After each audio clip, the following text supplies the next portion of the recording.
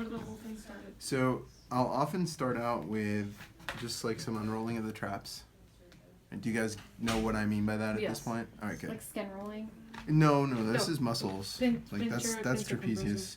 So I'm doing, it's sort of a pincer compression with this like sort of pulling out the anterior aspect of it, so it sort of unrolls. And what I like to do is get it till I get those absolutely anterior-most fibers right there, because those often get neglected. You can get these lateral fibers a little bit too, but just a lot of this sort of like just unrolling, getting things to loosen up a little bit. A little squeeze. Danke. Okay. I'll usually go actually from there straight to Subscapularis, unless I need to do some relationship building before doing subscap work on the client, which that just depends on the client. But so again, wrist is straight, thumb is under the scapula, hand is basically, fingers are on that coracoid process, and the work is being done by the hand that's outside the scapula. And so I've got, that's subscap. It's not crazy, but there is tension there. Is that pressure okay? Yeah. Tell me if you want more, if you want less. It doesn't feel like anything, actually. Okay. Better?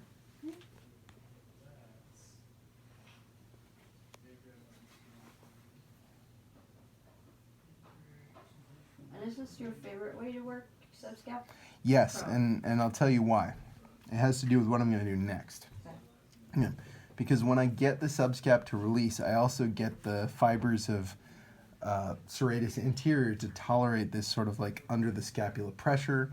It just the person sort of releases their shoulder girdle a little bit into my control because I'm moving your scapula around. And once they get used to it, it makes it a heck of a lot easier to mobilize the scapula. And so I can transition from that into that sort of scapular mobility, right? Which is about like serratus stretching. And the reason I like to do this next is it's also going to get those lower traps to loosen up a little bit. So once this is mobilized, you know, I can really get that moving around. I can easily pick up lower trapezius. Okay, and this is one that people often struggle with actually getting a hold of. So I can get that to loosen up.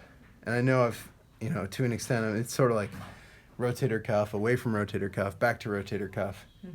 But so I'll get this to loosen up. Now this is part of getting this to loosen up, okay? Because it's all the same muscle, right? So if lower traps loosen, typically I've also made some progress on upper traps. All right, so I do some of that. How's that pressure? That's awesome. Yeah, this is a money-making move right here. Like, Doreen that would needs say that. to be let go. Yeah. Doreen's always like, whatever. Yeah. So, and you'll find this on a lot of folks. A lot of folks never get their lower traps worked at all. They, like, even the more clinical providers typically just like brush over this.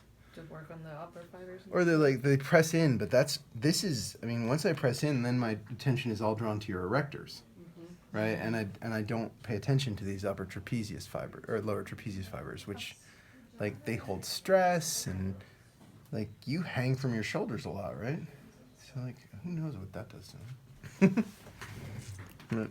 So, and this is pretty finger intensive work. I mean, I can do it with just fingers and keep the thumbs out of it, but even still, like, no matter how I do it, it's a lot of finger work, and it's pretty hard to make it work with knuckles. So just something to be aware of. Am I getting nails in there? No. Okay. I didn't file, so It's fine. I filed yesterday though, so it should be tolerable at least. If only they were retractable, that would be nice. So and get that a little bit loosened up at least, and that's, I'll usually, you know, from there I'll start sort of working into the infraspinatus. I start with infraspinatus, and if I find a lot of stuff in infraspinatus, I know it's probably worth getting into teres minor as well, right? So but infraspinatus, like, there is some stuff here, but there's always a little bulge of muscle right here, and it always feels, yeah, it always feels like it needs to get worked. So the more you feel these, the more you can start to say, okay, is this just anatomic overlapping of tissue, or is this stuff locked up? And there's a little bit there. Yeah. So forearms respond pretty well, or it responds pretty well to forearm. I like to use the sometimes I'll use the medial epicondyle of my humerus rather than the olecranon, which it just seems to fit in pretty well into that space. And just doing some nice broad compression. See if that loosened it up a little bit. A little bit. There's the money spot right wherever the hell you are. Yeah. And that I might even consider using the hammer on. What's the silver coin thing? Terry's minor. Silver dollar is yeah, that's Terry's minor. You're I'm on it. No, I'm on Infraspinatus right now. Or whatever. Okay. Because you're too medial to be on Terry's minor right A now. little superior. Yeah. Yeah. Like Terry's minor's right there. On the lateral border. Yeah. Yeah. So Mariella, you're gonna have to do it on the left side. Yes. Yes, I will. And so, You'll tell me. you know, it's the do same. all that. And if somebody wants to just be mirroring me, that might Yeah. not be the worst idea in the world. We probably need a short stool over there, though, because this table is low. That stool is going to be high. That's because I used it yesterday. That's fine. I just wouldn't use a stool that isn't adjustable. Next to... Where's that chair? Oh, yeah, there's the chair. I can share you. So that's Terry's minor right there. Right? And if I'm finding stuff in Infraspinatus and Terry's minor, it's often worth just checking out that posterior deltoid right there and just seeing. That's less interesting to me, Yes, no. but Which one? right there, posterior deltoid. Oh.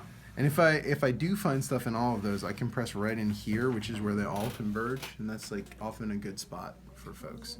Okay. Her Terry's minor and posterior deltoid don't feel all that remarkable to me, but right there, that thing, like feel that, so you know what I'm talking about. Right here? Oh yeah. Yeah, Huh.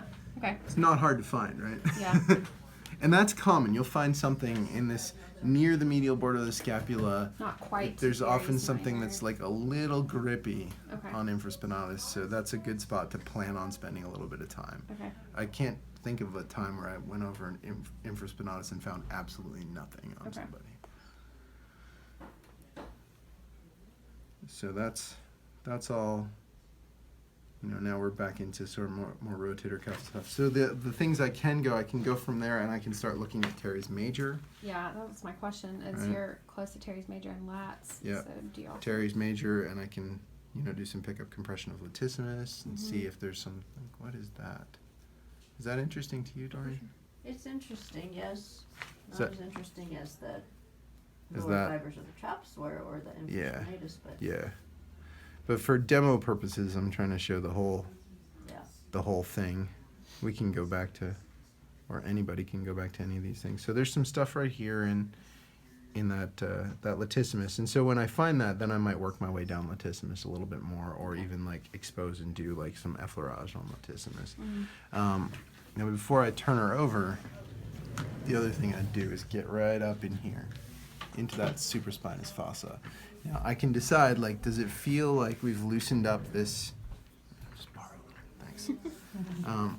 Does it feel like we've loosened up these traps a little bit more? If it does, I can spend some more time there.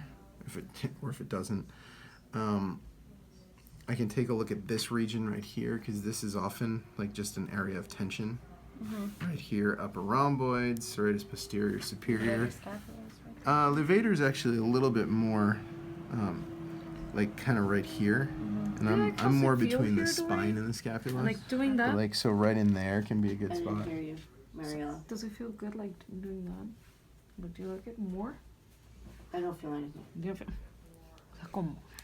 We're doing like good work here, Dory. Where's that thing that pops right there? Is that pressure okay, Dorian? Yes. I can just sort of start to loosen up that space there. From here, I can even, or I can then, you know, let's see, did I get some release? I can do some finger pressure. It's hard to work these with anything other than like compression. I mean, you can do a little bit of inline friction, but not much. And there's, like, depending on the size of the client, there may not be very much space here. Is it like that? Yep, right Oh, there. it goes like that. How do I reach like this? Do I go in like Yeah, this? and thumb goes right in there. Like, let's go a little under the skin. Like, get a little bit more skin. Yeah. Is she in Right it, there, Dorian? Dorian? Cause of that little Yes. like thing that I'm going over. Is that okay? Yeah. Okay. Okay. So then I can get into this supraspinatus. Mm-hmm. There's that supraspinous fossa. It's like most comfortable to do with thumbs, and I try to catch myself like not spending all my time on thumbs, like to get some fingers involved. Even if it's like one hand thumbs, one hand fingers. Fingers fit better as you get closer That's to a that pretty AC small joint. area, Yeah, yes. it gets kind of snug right in here. And just sort of get that to release. And at that point, I've worked the whole rotator cuff, Okay. right? But I'd be remiss in calling this a shoulder routine without working at least pec major minor. Okay. Is that good for as far as rotator cuff goes, though? Yeah, for sure. Okay.